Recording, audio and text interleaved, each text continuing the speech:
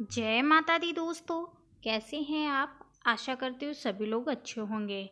शारदीय नवरात्रि 2024 की अष्टमी जो कि 11 अक्टूबर को है और नवमी भी 11 अक्टूबर को है। ऐसे में हम बात करेंगे कि नवरात्रि का जो व्रत है उसका पारण कब करना है, नवरात्रि के व्रत खोलने के समय कौन कौन से नियमों का पालन करना है, साथ ही साथ हमें क्या खाकर व्रत को खोलना है, सब कुछ जानेंगे इस छोटी सी वीडियो में। तो वीडियो को पूरा देख लीजिएगा। दोस्तों, जानते हैं कि नवरात्रि का जो व्रत है उसके पारण करने के कुछ नियम हैं, उनका पालन करना पड़ता है। किस प्रकार करना है, चलिए जानते हैं। नवमी के दिन सबसे पहले पवित्र स्नान करें, उसके बाद देवी दुर्गा की पूजा करें। 9 देवी की जो देवी हैं वो दुर्गा देवी हैं, उनकी पूजा करनी है। कन्याओं का जो भोजन है उनको विधिवत भोजन कराएं। किस प्रकार उनका जो भोजन रहता है वो होता है हलवा, पूड़ी और काले चने, तो उनको विधिवत भोजन कराएं। उसके बाद माता रानी के प्रसाद से ही व्रत खोलें। व्रत को धीरे धीरे तोड़ें। फल, भीगे हुए मेवे या दही जैसे आसानी से पचने वाले पदार्थों से ही व्रत खोलें। कोई भी नमक का कोई भी सामग्री मत खाइए। सबसे पहले आप कुछ फल खा सकती हैं, माता का जो भोग है वो खा सकती हैं। उसके बाद व्रत खोलने के बाद चावल अवश्य ग्रहण करें। भारी मात्रा में गरिष्ठ भोजन ना करें। अचानक से मिर्च मसाले वाले भोजन ना खाएं और ना ही कोई तामसिक भोजन का प्रयोग करें।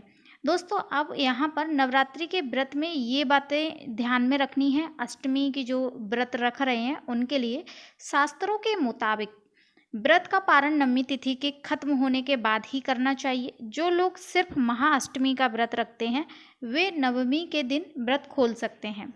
व्रत खोलने के बाद हल्का भोजन करें, दूसरे दिन सामान्य भोजन करें।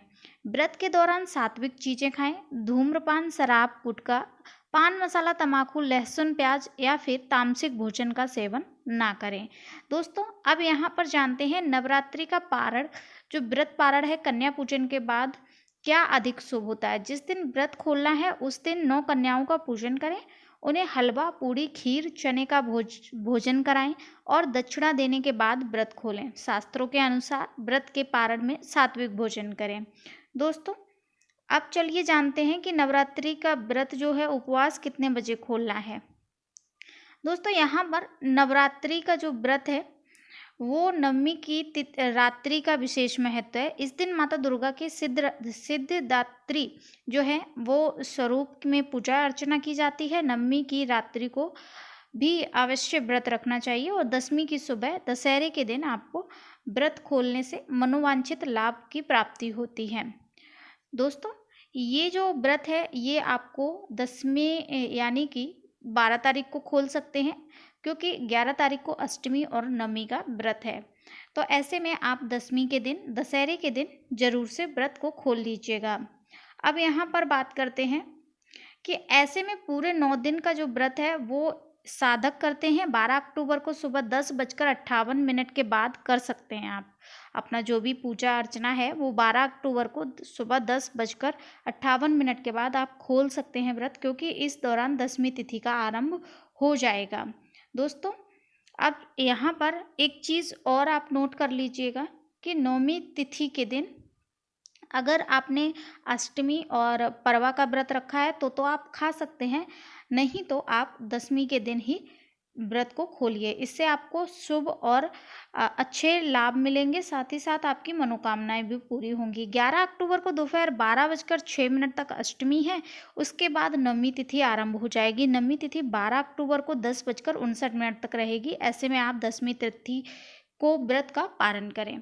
दोस्तों, अब यहाँ पर जानते हैं कि जो नवरात्रि है, जिन लोगों ने 9 दिन का व्रत रखा है वह नवरात्रि के आखिरी दिन महानवमी को यानी कि माँ सिद्धिदात्री की पूजा करने के बाद आपको हवन करना है। साथ ही साथ कलश स्थापना जो आपने की होगी उसमें जो जवारे बोए हैं वो किसी भी नदी, तालाब, बावड़ी में आपको प्रवाहित करने हैं। हवन, ज्वारे सभी विसर्जन करने हैं। उसके बाद ही आप अन्न ग्रहण करें। नहीं तो आपका जो 9 दिन का फल है वो आपको पूर्ण तरीके से नहीं मिल पाएगा। पूरा जितना भी सामग्री विसर्जन की है वो सभी विसर्जन कर दें।